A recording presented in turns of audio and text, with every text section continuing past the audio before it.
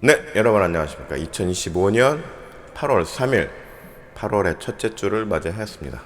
그리고 오늘은 여러모로 의미가 많은 날인데, 자, 오늘은 말라기 시리즈 5번째, 즉 이제 마지막 시리즈입니다. 그리고 오늘로써 구약의 모든 말씀 시리즈가 정리되는 날입니다. 창세기부터 해가지고 지금까지 오기까지 약 한 9년이 걸렸네요. 네, 9년. 지금까지 9년. 이제 올해가 할수록 9년 차인데, 여태까지 꾸준하게 그래도 이렇게 말라기 말씀까지 이어올 수 있어서 정말 하나님께 감사를 드리고, 그리고 이제 다음 주부터는 이제 신약 시리즈를 이제 이어갑니다. 자, 오늘 마지막 날 말라기 시리즈 5번째. 본문은 말라기서 4장 1절에서 6절까지고요. 크고 두려운 날이라는 제목으로 여러분들과 함께 말씀을 나누겠습니다. 자, 본문 한번 읽어보겠습니다. 1절. 만군의 여호와가 이르노라. 보라, 용광로 불같은 날이 이르리니 교만한 자와 악을 행하는 자는 다 지푸라기 같을 것이라. 그 이르는 날에 그들을 살라 그 뿌리와 가지를 남기지 아니할 것이로되. 2절. 내 이름을 경외하는 너희에게는 공의로운 해가 떠올라서 치료하는 광선을 비추리니 너희가 나가서 외양간에서 나온 송아지같이 뛰리라. 3절. 또 너희가 악인을 밟을 것이니 그들이 내가 정한 날에 너희 발바닥 밑에 재와 같으리라. 만군의 여호와의 말이니라. 4절. 너희는 내가 호렙에서 온 이스라엘을 위하여 내 종 모세에게 명령한 법 곧 율례와 법도를 기억하라. 5절. 보라, 여호와의 크고 두려운 날이 이르기 전에 내가 선지자 엘리야를 너희에게 보내리니. 6절. 그가 아버지의 마음을 자녀에게로 돌이키게 하고 자녀들의 마음을 그들의 아버지에게로 돌이키게 하리라. 돌이키지 아니하면 두렵건대 내가 와서 저주로 그 땅을 칠까 하노라 하시니라. 네, 자, 최근에 말씀을 드린 기억이 있습니다만 코로나 시국부터 해서 우크라이나 또 이스라엘 가자 전쟁 등으로 세계가 위기감이 고조가 되자 또 어김없이 각종 종말론과 예언들이 기다렸다는 듯이 인터넷을 달구고 있습니다. 근데 이건 역사적으로 늘 그랬어요. 항상 예를 들어서 999년에서 1000년으로 넘어갈 때 중세 때도 그랬고 1999년에서 2000년으로 넘어갈 때 아시죠? 우리 세기말 또 그때 당시 기억나시죠? 그때도 그랬고. 그런데 또 중간중간에 약간 이 이스라엘 전쟁이 일어났을 때는 이스라엘에서 중동 지역에서 어떤 큰 전쟁이 일어나거나 했을 때마다 늘 이런 일이 반복되어 왔습니다. 그런데 고린도후서 2장 17절을 보면은 우리는 수많은 사람들처럼 하나님의 말씀을 혼잡하게 하지 아니하고 곧 순전함으로 하나님께 받은 것 같이 하나님 앞에서와 그리스도 안에서 말하노라 라는 말씀이 있습니다. 뭘까요? 제가 늘 드리는 이야기지만 말씀을 통해서 저도 전하는 것이지만 오늘날은 뭐예요? 교회 시대이자 말씀 시대입니다. 즉 모든 예언과 계시는 이미 성경을 통해 기록되었다는 말입니다. 그러니까 성경에서 언급하는 예언의 말씀 외에 다른 출처에서 나오는 모든 예언은 최소한 아주 많은 검증을 거쳐야 하는 것이죠. 여기서 검증이란 말씀에 비추어 봤을 때 말씀과 연결이 되는, 말씀에서 선포하는 메시지와 연결이 되는 것이냐라는 것을 따져봐야 한다는 것입니다. 오늘 본문의 말씀은 본격적인 예언서는 아니지만 그날에 대한 예언적 말씀을 하고 있습니다. 그날이란 세상의 끝날, 주님께서 오시는 날. 말라기에서 말씀하시는 그 날에 대해서 오늘 함께 말씀을 나눠보고자 합니다.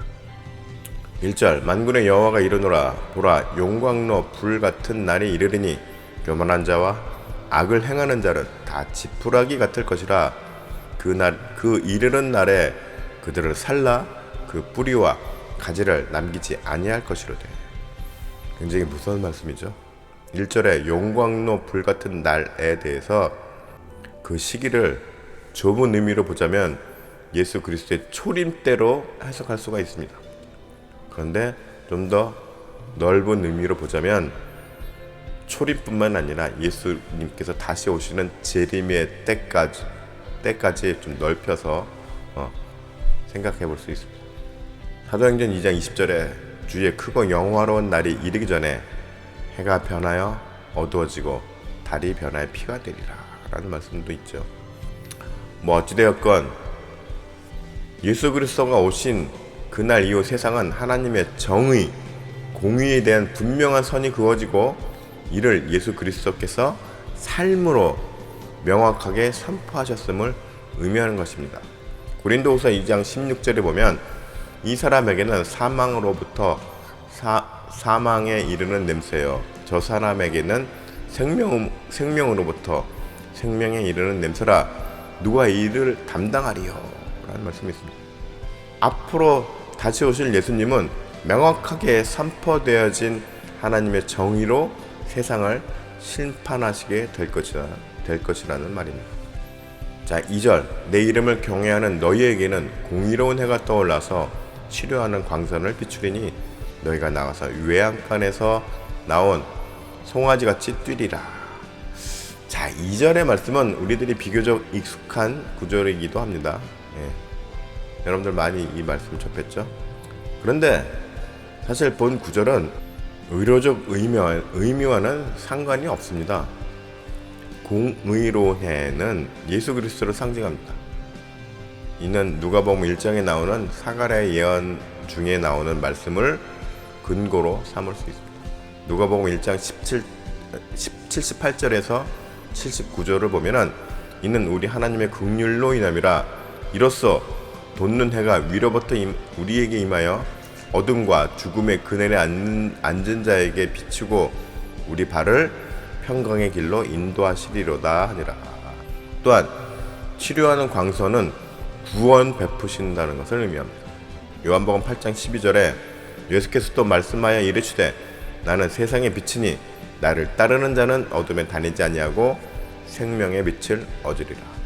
또 유명한 요한복음 10장 42절 나는 빛으로 세상에 왔나니 물을 나를 믿는 자로 어둠에 거하지 않게 하려 함이로다 라고 말씀하시죠. 따라서 외양간에서 나오는 송아지같이 뛰리라 라는 이 말씀은 병이 나아서 기뻐 뛴다는 의미보다는 구원의 기쁨을 맛본 성도가 벅찬 감격을 누릴 것이라는 그런 의미가 더 크다는 것입니다. 자, 3절, 또 너희가 악을 밟을 것이니 그들이 내가 정한 날에 너희 발바닥 밑에 재와 같으리라. 만군의 여호와의 말이니라.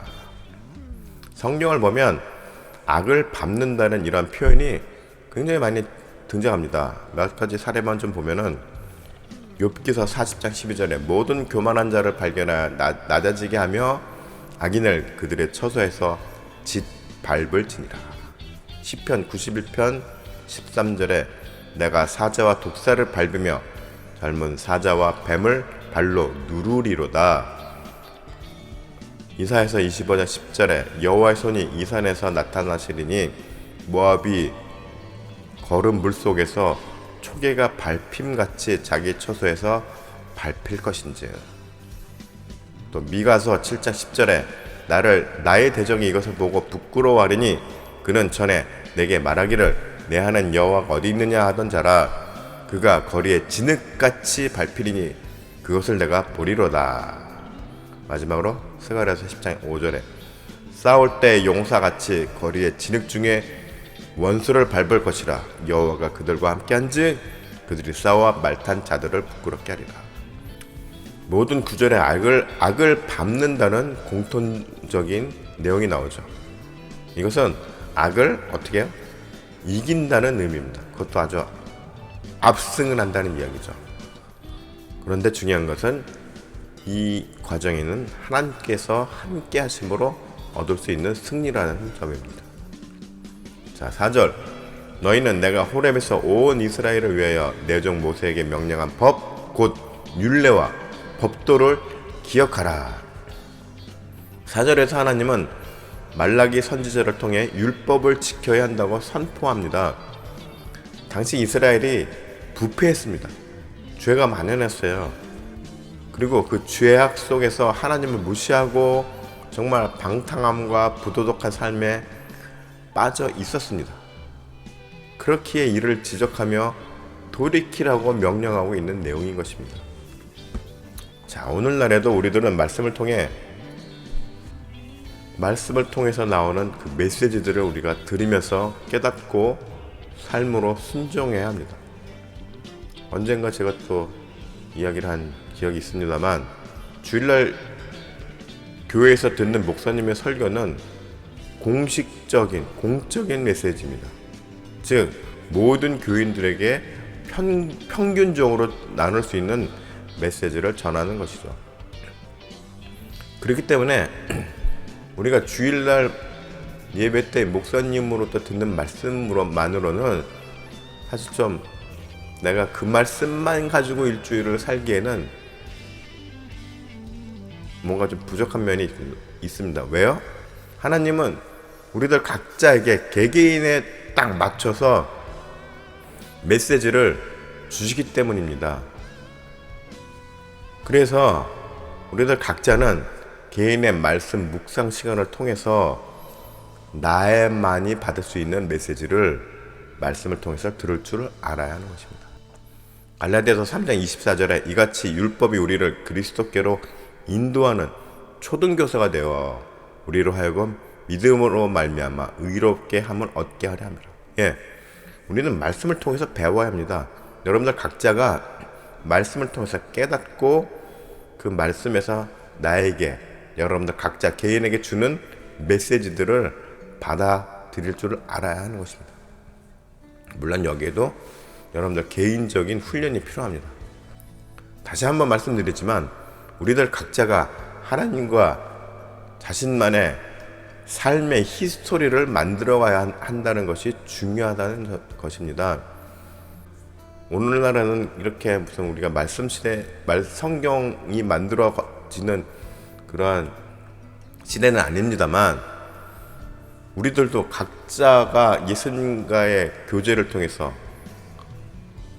나에게만 주신 어떤 메시지를 받고 그 메시지를 내가 삶에서 순종하면서 나감을 통해서 일어나는 여러 가지 어떤 역사를, 삶의 과정을 만들어 나가야 하는 것이죠. 자, 시편 119편 103절에서 106절까지의 말씀을 보면은 주의 말씀의 맛이 내게 어찌 그리 단지요 내 입에 꿀보다 더하 단이이다. 주의 법도들도 말미암아 내가 명철하게 되었으므로 법도들로 말미암아 모든 거짓 행위를 미워하나이다. 주의 말씀은 내 발의 등이요 내 길의 빛이니이다. 주의 의로운 규례들을 지키기로 맹세하고 굳게 정하였나이다. 우리들은 이 시편 119편의 말씀을 정말 날마다 나의 고백으로 삼아야 됩니다. 자, 5절과 6절 보라 여호와의 크고 두려운 날에 이르기 전에 내가 선지자 엘리야를 너희에게 보내리니 6절 그가 아버지의 마음을 자녀에게로 돌이키게 하고 자녀들의 마음을 그들의 아버지에게로 돌이키게 하리라.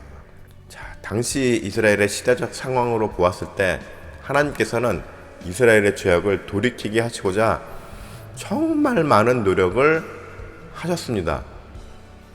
그런 모습들을 우리가 성경을 통해서 발견할 수 있습니다. 자, 5절에 엘리야를 보낸다는 것은 예수님보다 앞서 태어나 마지막 선지자의 역할을 했다고 보는 세례 요한의 등장을 예고한 것입니다. 그 근거로 누가복음의 말씀을 들 수 있습니다. 누가복음 1장 17절에 그가 또 엘리야의 심령과 능력으로 주 앞에 먼저 와서 아버지의 마음을 자식에게 거스르는 자를 의인의 슬기에 돌아오게 하고 주를 위하여 세운 백성을 준비하리라. 이미 이렇게 예고가 돼 있죠. 그리고 6절의 말씀이 누가복음 1장의 천사가 세례 요한의 출생과 관련해서 사가랴에게 준 메시지를 통해 예언이 성취되었다는 것을 우리가 알 수가 있는 것입니다. 자, 이처럼 예언이라고 하는 것이 마치 어떤 신비로운 주술적 표현처럼 우리들에게 다가오는 것이 아니라 철저하게 준비되고 예비된 말씀은 근거로 이루어진다는 것을 알 수 있습니다. 이 예언마저도 이미 말씀을 근거로 해서 계획하에 이루어진다는 것이죠. 그렇기 때문에 이미 말씀이 다 완성이 됐어요. 예언이 더 이상 필요 있습니까? 필요 없습니다. 저는 그렇게 봅니다. 이미 성경의 요한계시록까지 성경의 요한계시록의 내용 자체가 예언서죠. 이미 이 세상 마지막 날에 대한 예언이 다 나와 있는데 우리는 요한계시록에 나와 있는 그 예언의 말씀들을 100% 깨닫기까지만 해도 아직까지도 우리는 벅찹니다. 그런데 그 말씀도 아직 다 우리가 받지 못하고 있는데 새로운 예언이 계속 지금 이루어진다는 것은 좀 앞뒤가 안 맞죠. 자, 히브리서 10장 30절에 원수 갚는 것이 내게 있으니 내가 갚으리라 하시고 또 다시 주께서 그의 백성을 심판하리라 말씀을 하신 것을 우리가 아노니 이미 모든 것이 다 준비되어 있고 그 준비되어 있는 모든 내용들이 말씀 안에 다 담겨져 있습니다. 히브리서 10장의 말씀으로 예수님께서도 그의 삶 동안에 철저히 하나님의 구원 계획 아래 구약의 예언의 말씀들을 행동으로 이루어 가셨습니다. 철저하게 계획 아래. 예수님께서는 예수님의 삶 안에서 특히 또 공생애 안에서 단 한 번도 즉흥적으로 행동하신 적이나 말하신 적이 없다라는 것입니다. 철저하게 예비된 구약의 예언의 말씀을 다 사소한 행동 하나에서부터 말씀 한마디 한마디까지 다 이루어 가신 것입니다. 계획하에. 6절을 계속 이어서 돌이키지 아니하면 두렵건대 내가 와서 저주로 그 땅을 칠까 하노라 하시니라. 자, 우리가 맞이할 심판의 날은 이처럼 철저한 계획과 섭리 아래 하나씩 심판의 근거들을 쌓아가면서 이루어져 가는 것입니다. 악인들은 절대로 회개를 안 하죠. 지금도 많은 사역자들이 또 저를 포함해서 이렇게 말씀을 선포하지만은 고지 듣지 않죠. 그러면 그렇게 돌이키지 않은 그 모든 행위들이 계속 이렇게 겹겹이 쌓여져 가고 있는 것입니다. 왜요? 심판의 근거로. 그렇기 때문에 악인들은 그 심판 날의 어떤 완벽한 정죄 앞에서 두려워할 수밖에 없는 것입니다. 그런데 성도들은 주 예수 그리스도의 구속의 은혜로 인한 구원의 감격을 느끼게 되겠죠. 계시록 22장 20절에서 21절 보면은 이것들을 증언하신 이가 이르시되 내가 진실로 속히 오리라 하시거늘 아멘. 주 예수의 오시옵소서. 주 예수의 은혜가 모든 자들에게 있을지어다. 아멘. 굉장히 현실적으로 다가오지 않습니까? 내가 진실로 속히 오리라. 악인에게는 그날이 정말로 두렵고 떨리는 공포의 날이 되겠지만은 성도들에게는 그 공포에서 해방되는, 삶의 무게에서 해방되는 놀라운 은혜의 날이 될 것입니다. 자, 그러니까 이 말씀이, 성경이 한결같이 강조하는 메시지가 뭐예요? 세상에서 종말이 온다는 그 어떤 예언이 난무한다고 한들 우리들은 주님과 더불어 오늘에 충실히 살면 되는 것입니다. 뭐를 붙잡고요? 말씀을 붙잡고 사는 것이 곧 주님과 동행하는 것입니다. 여러분 모두 하루하루를 주님의 사역에 함께하며 말씀을 붙잡고 살아가는 그런 지혜로운 5 처녀들과 같은 그런 성도들이 되시기를 축복합니다.